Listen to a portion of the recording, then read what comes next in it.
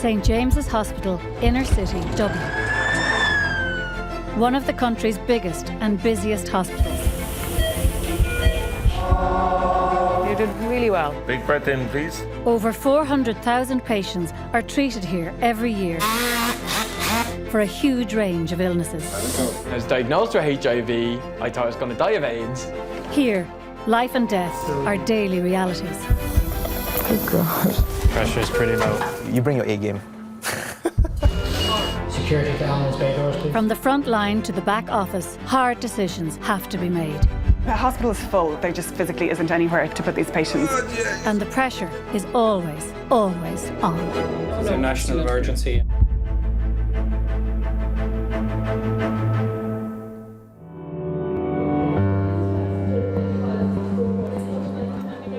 Courier Jan Schmidt arrives at Dublin Airport. He's delivering a potentially life-saving package from an anonymous donor to St James's Hospital. I'm not allowed to say where I come from because, of course, the patient and the donor, they don't know each other, and the law said they won't meet each other, never. It's down by the labs, is it? The package contains stem cells that will be transfused into cancer patient Mary Mooney. The stem cells are her only chance of surviving. Today is a good day for me. I don't even hardly probably look that sick today. But the last few weeks, I've been just flat out, just dead to the world. And there are risks, but worth taking, I think. Anything you do other than stem cell for what I have is only palliative. It's never going to cure your disease. You'll always have it, and you'll eventually die from it. What happens in a lymphoma is the cancer evades the immune system. So the idea is, well, if you give them somebody else's immune system, can you re-establish that control? You know, some people, their siblings are matches. So none of mine were. So that was a huge disappointment. So then when Liz came back and said that she found the donor, it was like, yay, we're going to get better. We give treatment that gets rid of the marrow and the immune system because we can't divide them up. And then we replace them with somebody else's marrow and immune system. And that will finally eradicate the lymphoma. And then finally today is the day when the cells arrive. Okay, take your time. Thank you. How are you this morning, are we? Nor is one of the pleasant ones. Harry. Thanks very much. Thank me every day. And some people, you strike it off them straight away, you know. They're not all as friendly as Nora. 5 months ago, Longford man Brendan O'Byrne had blood flow complications that required his right leg to be amputated. He's been in hospital ever since. Yes, the drag is all right, but the days will pass, so. There is times that you're lonely, absolutely. I'm lonely for my family. Very lonely for my family. Read for a bit. I'm missing the conversation with my wife. I'm missing all my grandchildren. Oh my God, oh, I miss them terribly, terribly. And I'd love to be home, but eventually that day will come. And we will, I'll get home, don't worry. Brendan is nearly well enough to go home, but requires a home care package to be in place. Without it, he can't leave the hospital. Bed manager and discharge coordinator Sinead McTague is managing his case. We have a 79-year-old gentleman in 153 days, originally came in with a critically ischemic leg, which he ended up having an amputation for. His main issue for being with us was basically his discharge planning. We were back to basics. Okay. We have a lot of patients, when they are finished their acute medical or surgical phase, are for various reasons not ready to go home yet. They need input from a multidisciplinary team, and basically we plan their discharge. that can take weeks. In some cases, it can take months. We were hoping against hope to get the poor man home for Easter, considering he missed Christmas and he's in so long. To try and set a goal for him. Yep. Applying for the home care package, but because it's over 15 hours in that area, now we have to apply for an intensive home care package. Okay.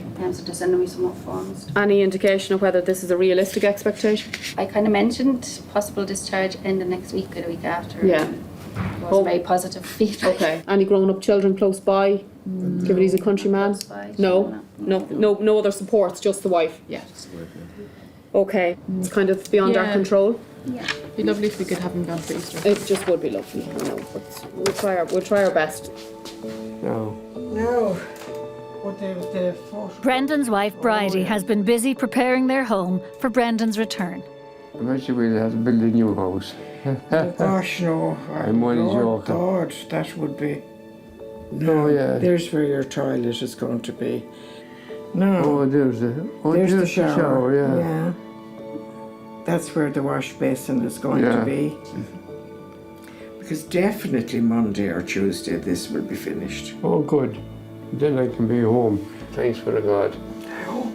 Yeah. I hope, Brendan. My God, it's gone on far too long. Can I get attendance, Teresa, security to ambulance doors? Can I get a reg, Teresa, please? My shift was from 7:30 this morning to 9 o'clock tonight. So that would be our usual day shift. It's challenging, tiring. Going home, sleeping, and coming back to do it again tomorrow. 78-year-old Dubliner Tony Murray has skin cancer on his nose. Today he is in St James's to have the growth removed using Mohs micrographic surgery. Well, the mark has been on my nose for about 9 months. But it is hard to get him to go and get things seen to. But this time I did give him a big push. Hello, how are you? How are you? Good morning, how are you? Good. I hope it doesn't spoil my good luck, so that's... And he's a nice little nose. And that's after 50 years. Consultant dermatologist Rupert Barry is concerned that the cancer may have spread beyond the mark on Tony's nose. There's this area here which I'm just a little bit suspicious of as well. We'll take a sample of that as well. Okay. We look at those under the microscope, check if it's all out. Sure. If it's all out, that's fine. If it's not all out, you need to go back and take some more for you. Yeah, please, yeah. So there'll be... Now, I'm just going to draw on you for a minute, okay? So I'm just going to outline what I can see with kind of my naked eye. And what we do then is we kind of take that out and then check it's all gone, is there any remnants, okay? Yeah. So we're already going to remove quite a significant amount of the skin covering of the nose. So here we see the skin cancer. This is quite a typical basal cell carcinoma. So the key thing is to get under this layer and to keep it intact. So this is the Mohs layer. Then this is the underlying kind of structure of the nose. I am a bit suspicious here. I suspect that this is going to join up with here. We'll see what the lab shows. Hiya, Mary. Good, thank you. If Tony's cancer has spread, further surgery may be required to remove more of his nose, requiring a bigger repair job.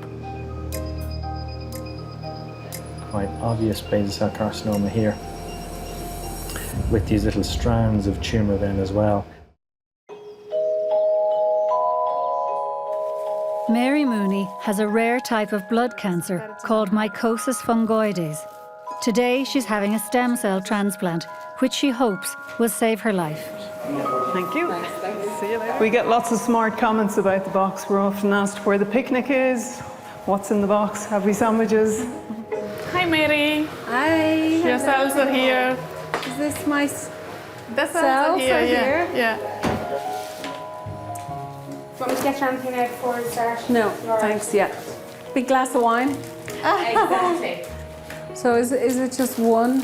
It's 2 bags, maybe. 2 bags? Yeah. And that's it? That's all that came? That's all, yeah.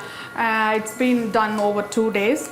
Okay. So 1 bag is from the first day and the second bag is from the second day. We have enough. Yeah. I was very anxious this morning. I think About, just thinking about the cells and the cells. everything. I'll be here throughout. Yeah. And if you feel anything strange, like meaning anything Don't you abnormal, worry. you can tell me. I have my bell. Yeah. This is the next step. Yeah. And this is going to build me a new immune system. Yes. This is the actual bag which was taken on the first day. Wow. So I'm going to start this bag first, okay? So this just goes into my bloodstream? Yes. And then it goes into my bone marrow? Yes. So is that it? Yeah. Can I just wait for that to finish? Yeah. It should finish within an hour. Great. So, okay. I thought you'd be in an operating theatre and you'd be asleep, you know. I don't know what I thought. But I never thought it would be like this. I'd love to meet the donor, but to say thank you, but they never tell you who it is or where they come from. No. You made it. Ah, you look gorgeous. Yeah, I'm getting myself. As the stem cell transfusion continues, Mary's daughter Lara comes to spend some time with her. Yeah, yeah, very happy. Will you be?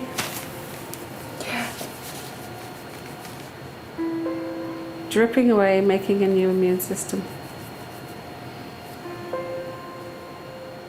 Oh my God! Happy Mother's Day, Nana Moo.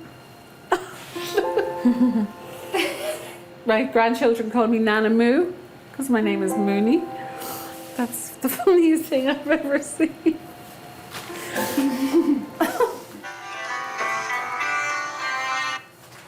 Hello. Hiya. Yeah.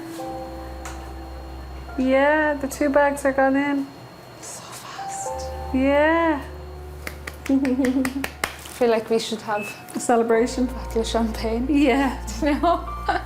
I'll have a glass for you tonight. Will you? Yeah. Good girl. I will. I have to write that in the diary. Mary now faces an anxious time as she waits to see if the stem cells take and if the treatment is successful.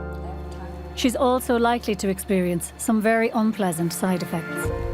It's just overwhelming just to see it there and see it going into her. I think as well, the previous 2 or 3 days, it was the chemo. That's kind of like poison going into her body. So that was really difficult to watch. But now today, it was like the good stuff going in. So, yeah, it was just a very special day.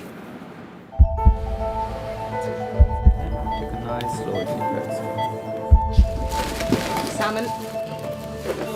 Do you feel your heart going fast now? No. Feel absolutely nothing. You just don't feel right? I feel fine now. Do you? I could get up and walk around here, but they won't let me. St James's Hospital plays a leading role in the battle against HIV in Ireland. Attending the clinic today is 27-year-old Robbie Lawler, who has lived with HIV for 6 years now. Robbie, how are you doing? Good to see you. Great to see you. You're on 6-month appointments, I presume, aren't you, at this stage? Yeah, thankfully. Okay. Twice a year. Let me just open up your file here. Give me 1 sec. You have a boyfriend at the moment, right? Yes. So in terms of casual partners as well, do you need an STI screen today? No. No? Okay. Not that I know of anyways. No casuals? No casuals. Okay. The 2 main things to talk about are your CD4 and your viral load. Your CD4 count is 656, so obviously anything over 500, as you know, is completely healthy. So you no problem fighting infection. See you in 6 months. See you in 6 all months. Myself. Bye-bye. Good to see you. Bye. Every day, Robbie takes a triple therapy drug. This 3 drugs in 1 tablet reduces the levels of HIV in his body to undetectable levels. So I was born in '91, and I didn't see any of the AIDS campaigning. I didn't know anything of AIDS. And when I was diagnosed with HIV, I thought I was going to die of AIDS, even though I knew nothing about it. Now, we have this. We have no side effects. It's 1 pill a day. Hello. Well, how are you? Good, how are you doing? Not too bad. Robbie lives with his boyfriend Morris, who doesn't have HIV. They've been taking part in a St James's study, which tests risk of transmission from one partner with undetectable HIV to another free of HIV. And Maurice wanted to be part of the study and I didn't. Because the last thing you want to do is to give HIV to someone you love. Like, you know you can live with it, but you don't want to give someone a chronic illness. Do you know it's the last thing anyone would want to do? So I was really, no. But Maurice was like, let's go for it. You know, this is a monumental study, why not? And now we know that if you're undetectable, you cannot pass on HIV. Me and Maurice don't use condoms in a relationship and he's HIV negative. He's going to remain that way. I take my medication every day. Yeah, we're just like a regular couple now. That's like whatever tiny little smidgen of whatever was there at any different point, you know, any little reservation or... It's all gone, you know, it's not part of our reality anymore. Like in the 80s and 90s, people were dying, and now we've gotten to a point where it is one tablet a day, and we can live as long as anyone else, and we're non-infectious. We've gotten to that point. Will there be a cure? I say so. Will it be an expensive cure? I say so. We might have a cure, but will everyone have access to it? I'm not sure. What I wish there was a cure for was how people perceive people living with HIV. We have it managed, we have it controlled. What we want now is to live normal, happy lives.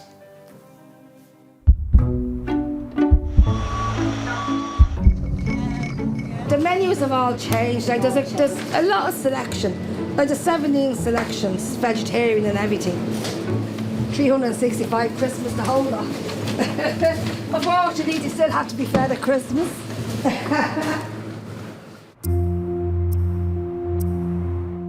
Tony Murray has skin cancer on his nose called basal cell carcinoma. He's hoping that the cancer hasn't spread. If it has, he'll need a bigger portion of his nose to be cut away, making the repair more extensive. It's just, you know, this small little bit here? Yeah. So that, as I thought it might be, that is still, there's some skin cancer there. I think it probably is connected up. So we need to just take that out for you. Dermatologist Rupert Barry will take a flap of skin and muscle tissue from Tony's forehead to build a new nose. Okay. And this is more or less how it'll actually be designed. Can you take this bit off? So that comes up and swings around and down. It's the repair job that will determine how I look afterwards. And as it's on my nose, it's on a very prominent place on your face. Okay, here goes.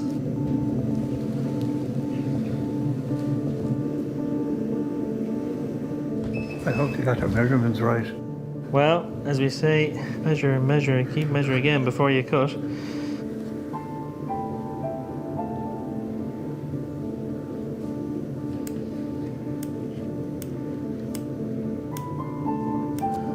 this is what we call an avascular plane. Sounds like getting a haircut. Yes, yeah. And a few little extras. See, this is starting to turn, and this is all muscle, and muscle has a very good blood supply, and so that's what all this flap is based on. The flap of skin and muscle must stay connected to Tony's forehead for the next 3 to 4 weeks, in the hope that the blood supply will keep the reconstruction alive.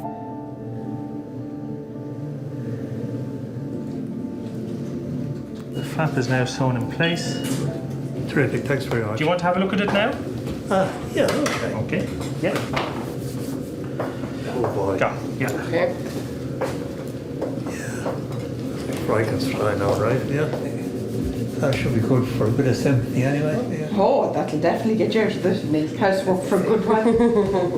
It was probably tougher than I expected. I knew the repair job would be a lot more difficult than the actual operation.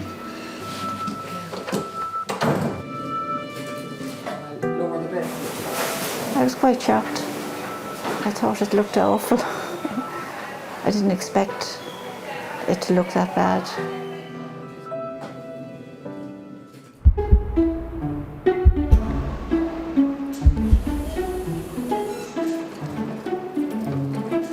So basically there's 128 suits fit in this machine. And they're from sizes extra small to 3XL. All shapes and sizes.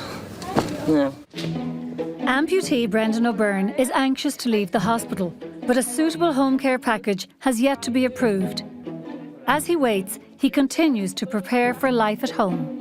Friday, do you want to practice the transfers? Yeah. Just for you to be familiar with it again? But they will just put me as near as you can, parallel to this. To the bed. To the bed, to where I went to sleep. Yes. Now, the next thing is we take this off for him.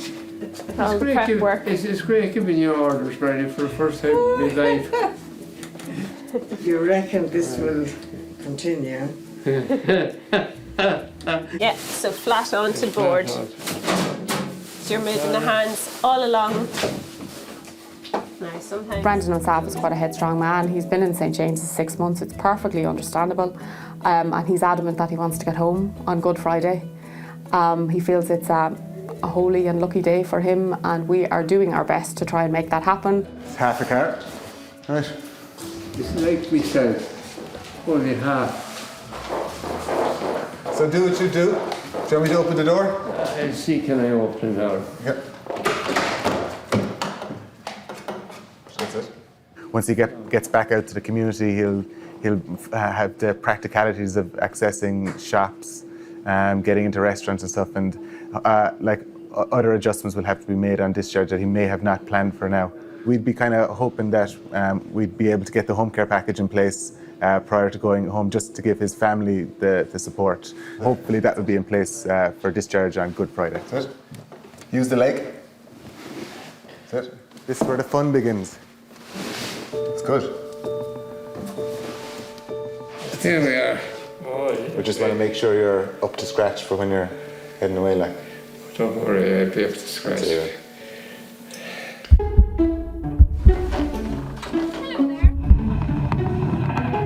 I said I'd do a cake sale at work just for kind of convenience, and going around asking people for money for a sponsorship card. It's nice that you can kind of get something, and you want the brownie. You've been looking at that one. I know,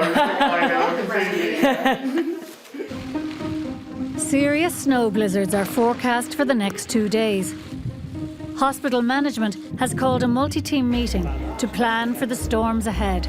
Yeah. Just as a matter of update, there's no change in the status orange. There's still that expectation that the status will change to red. The demand on the system is going to put pressure on staffing. As soon as we go to red, I think, presuming we will at this point, we have to hope for the best and plan for the worst.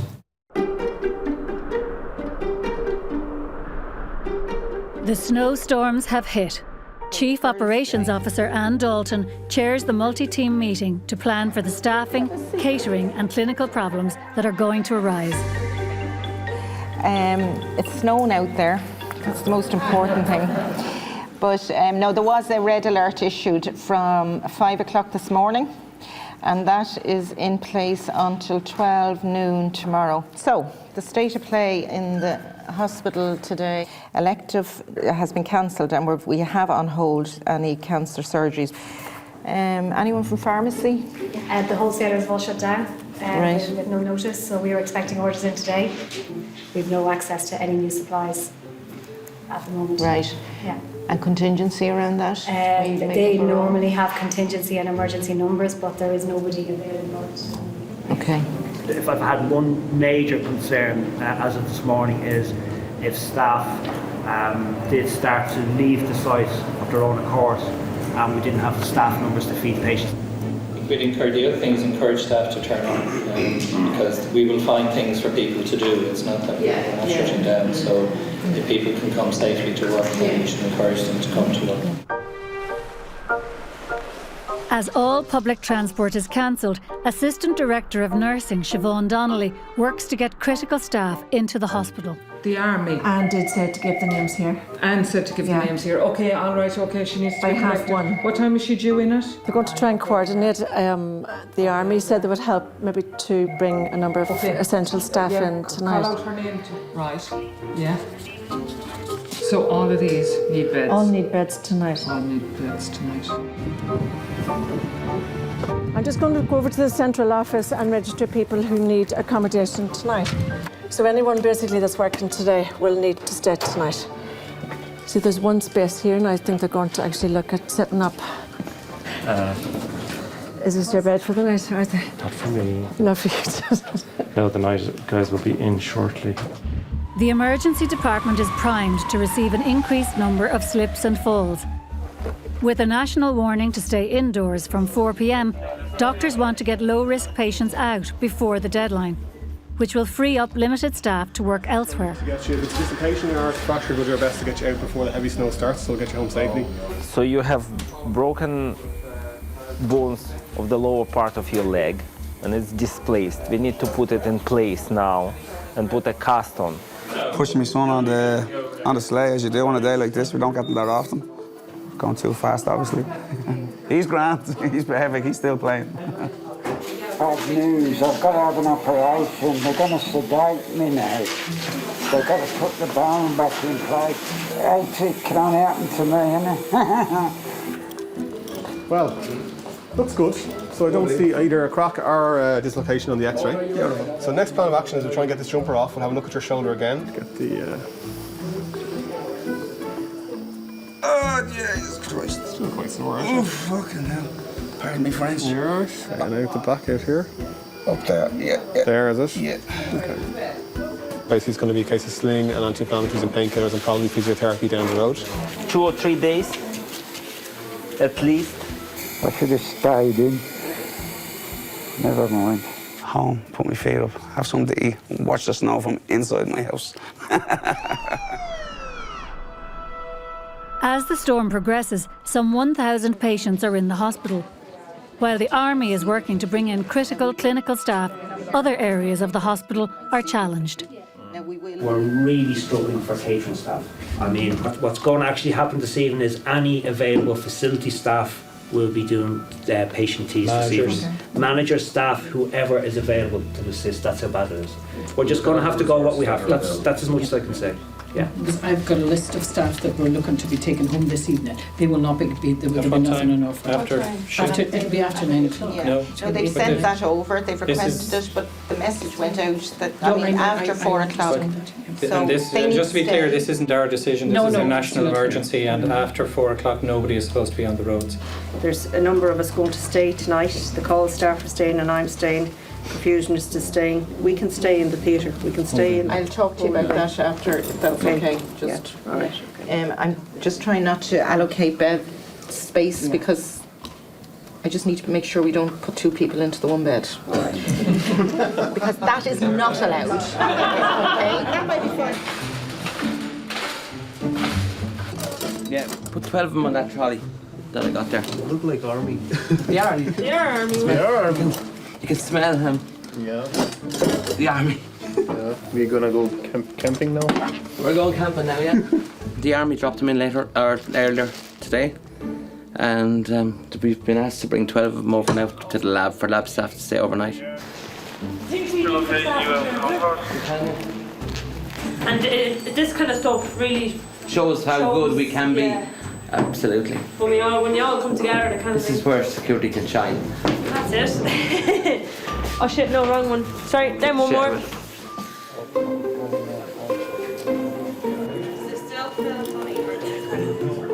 Paul has got a fracture of his ankle, so he's broken his fibula here and his tibia across his medial malleolus here, and also his ankle's dislocated, so his foot has moved a little bit out to the side. So what we need to do basically is to pull this bone down, move it in this way, and then get a cast onto him.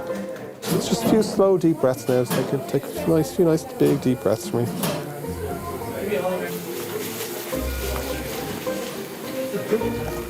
Paul, it's all right. You're in hospital, so we're just going to fix that ankle for you now. Just take nice, slow breaths for me. You're doing brilliant. Paul, you're doing great. Yeah, I'm not doing anything. Just relax, just chill 2 seconds. Now, just take it nice and easy for me. That's it. Just a few nice, slow, deep breaths. You're doing great.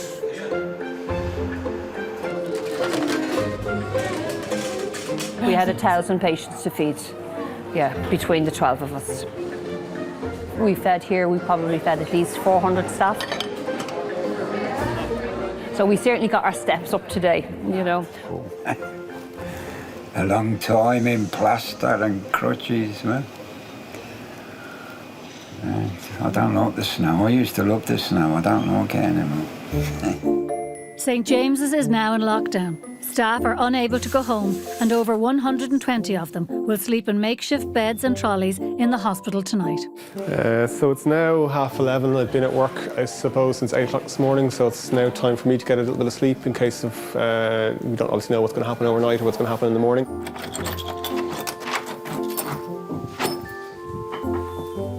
So this is my abode for the evening. So what I'm going to do is just get changed and hopefully get a few hours sleep. Right night, all the best.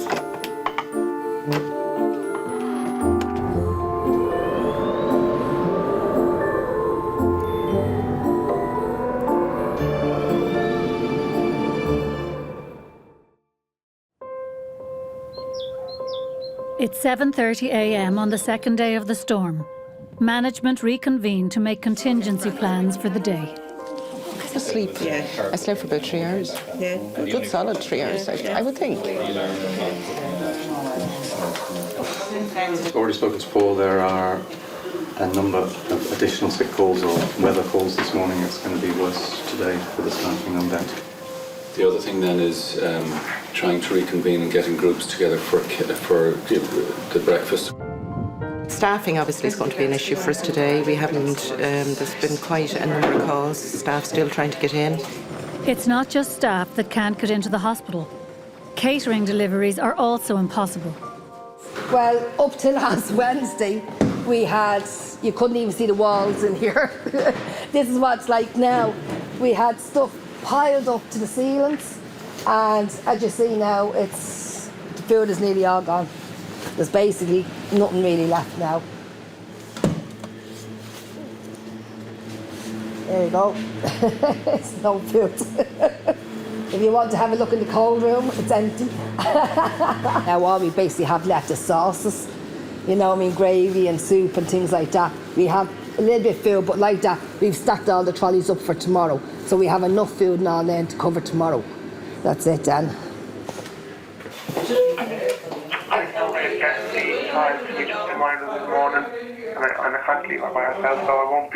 Relief staff are calling to say they can't get into the hospital.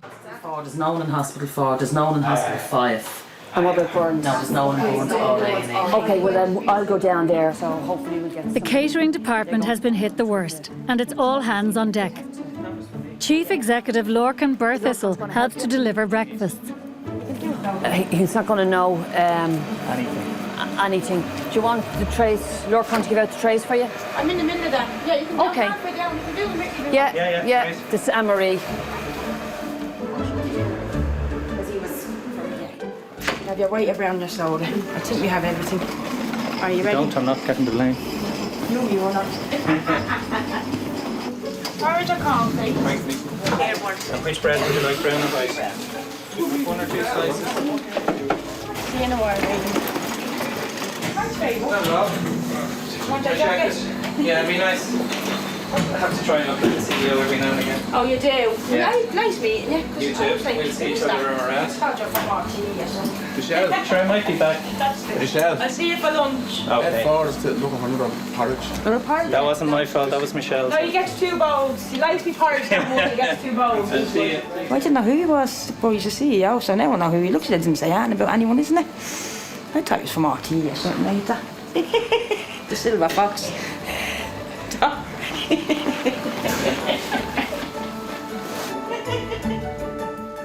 Over the next 24 hours, the hospital continues to manage with a skeleton staff. As the storm eases, food deliveries can finally get through. This is BWG, the order that we were waiting on to come in. So that's coming in for us. So thank God. We won't be run off our feet tomorrow with double order. Oh, tough, very tough. Who's driving that?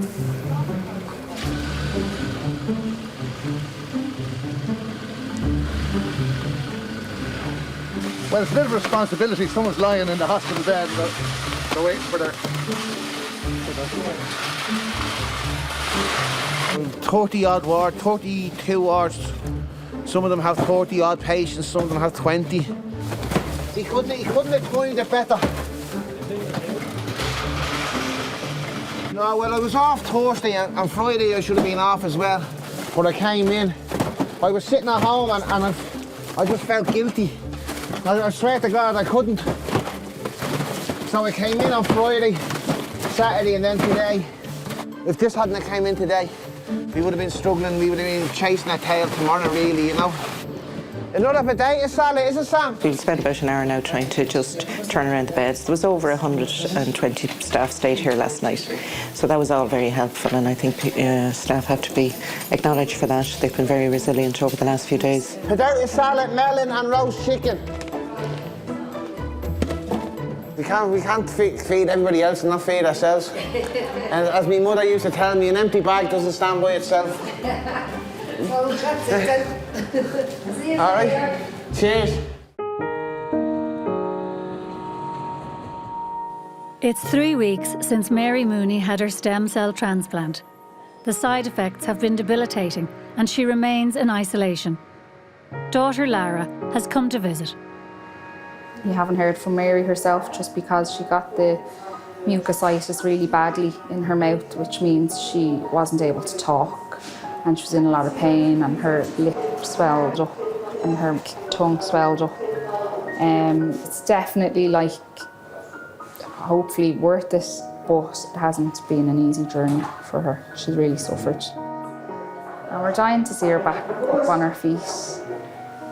Little things, even being able to swallow water now would be a big thing.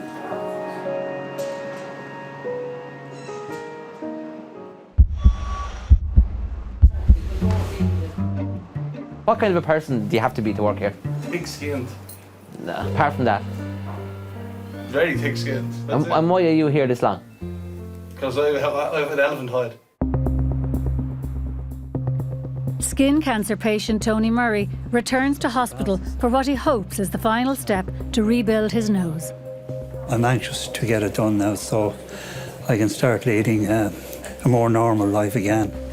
So I'm going to do just, Mr. Murray, just going to, as I say, inject inside the mouth. Okay. Excellent addition to the team. Sting 1, 2, 3. Consultant dermatologist Rupert Barry will first make sure that the skin and muscle taken from Tony's forehead is healthy before cutting the flap to form a new nose. Okay, so we're going to divide the pedicle now, all right?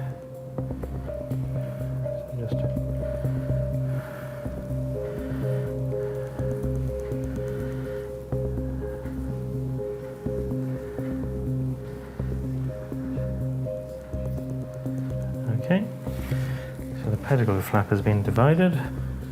So it's now about dealing with the two ends. Everything's going fine.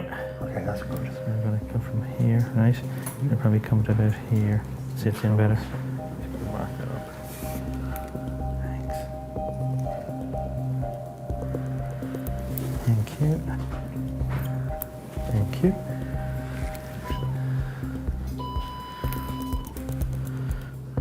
Resembles more of a nose now, Tony.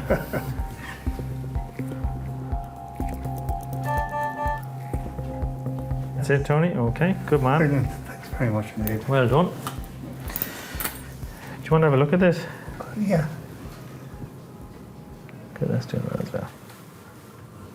Oh, yeah. Yeah, you're looking good, Tony. Okay. Good man.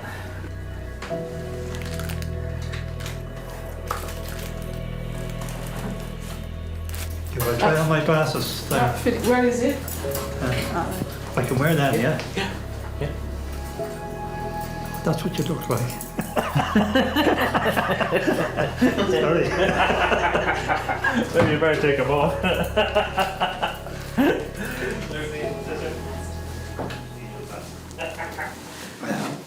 So that's...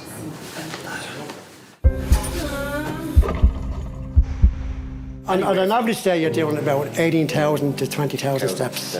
You're doing nearly 12, 13 miles a day. You say you don't feel it, but you do feel it.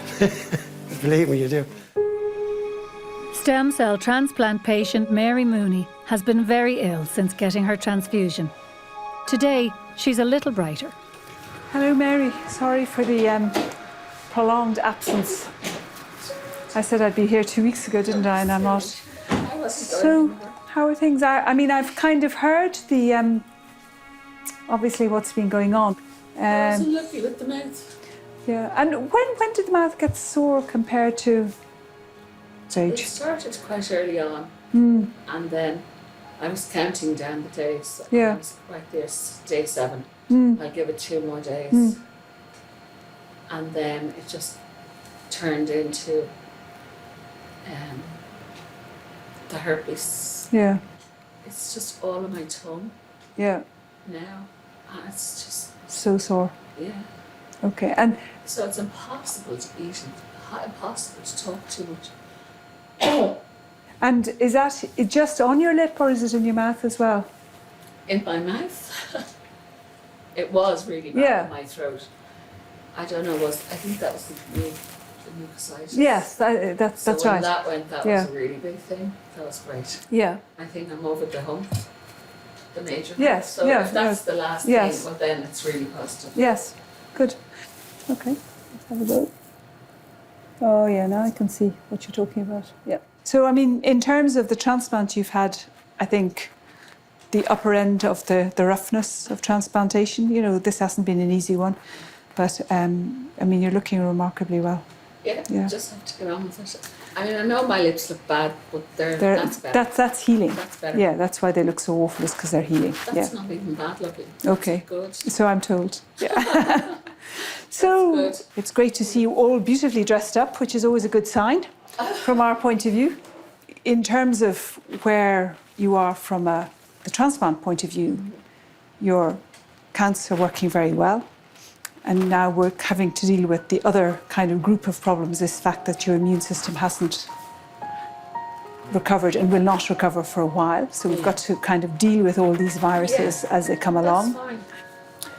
Yeah, I'll be a different person again. Okay, well done, Mary. Thanks. See Thank you you. soon. Thank you. So no heavy lifting or no pushing and pulling? Anything heavy? No washing delf, no moving. No ironing, no cutlery, no nothing. None of the housework. He usually does the hoovering. Hoovering isn't too bad, but no. No, you're allowed to do the hoovering. Yeah. Amputee Brendan O'Byrne is waiting to be discharged. In hospital for over 6 months now, he can't be released until a suitable home care package is in place. Social worker Jennifer Lade comes to update him. Hi, how are you? No. It's me again. Yes. Jennifer. Jennifer, yes. So I just wanted to talk to you about your home care package. The good news is we have it all organised. That's great. That you can get home for Easter. Oh, yes. So that's the good news. Friday. Good Friday, exactly. That's it, yes. And then take in the Easter weekend. Of course. I hope it goes all the best for you if I don't see you again before you go home. Well, hopefully we will. Yes, hopefully we will. See you, so. Lovely. Okay, Brendan. Take care of yourself. You do too. Whom, James, and don't spare the horses. Can you come forward a little bit? I can, yeah. I don't want to lose my arm.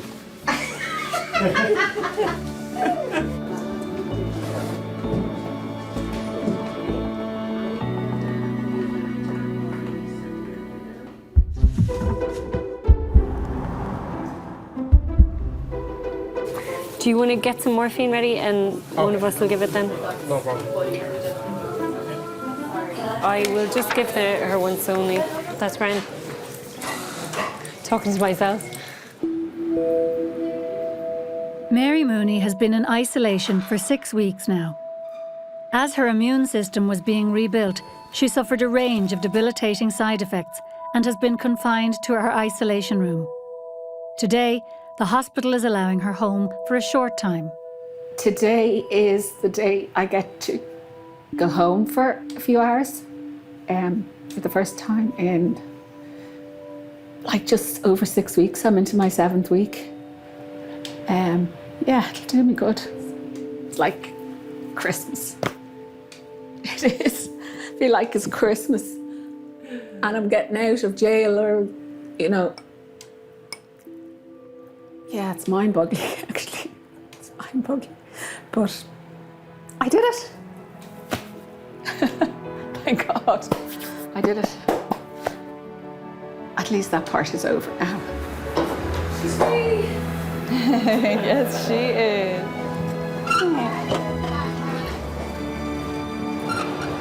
But the air is lovely. I know, it's nice, isn't it? See you later.